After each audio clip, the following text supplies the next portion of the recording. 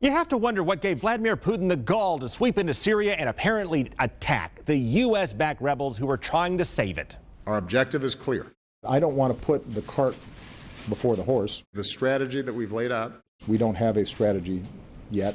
Bullies do tend to strike when the rivals express even the slightest hint of confusion, wavering, or indecision, which of course brings us to Syria. That's a red line for us. I didn't set a red line. To recap, Obama set a red line that he said he didn't set, then sought permission from Congress that he said he didn't need because he said we have to act right now or sometime later. If we don't confront this now, Our capacity to execute this mission is not time sensitive. To diminish but not topple a mass murdering dictator who posed a pressing though non-pressing threat. It also presents a serious danger to our national security. The notion that Mr. Assad could significantly threaten the United States is just not the case. With a tiny little attack from a military that does not deliver pinpricks. Limited in duration and scope. unbelievably small. This will be more than just what some people have talked about. A militarily significant strike.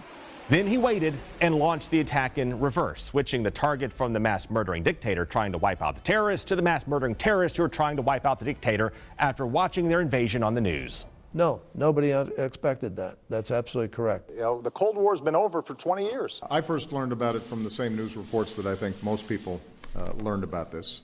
We were not aware of any activity. Since I'm in charge, obviously we screwed it up. Putin sensed an opportunity to step in, protect his mass murdering friend in Syria, and maybe along the way shift the balance of power in the Middle East. He knows he could potentially unite Syria, Iran, and Iraq under his wing and maybe destabilize or diminish the Saudis, ultimately giving Russia more power in the global flow of oil at a time when it's suffering from the sinking price of oil. If only somebody could have warned us about the geopolitical threat of Russia. A few months ago, when you were asked what's the biggest geopolitical threat facing America, you said Russia.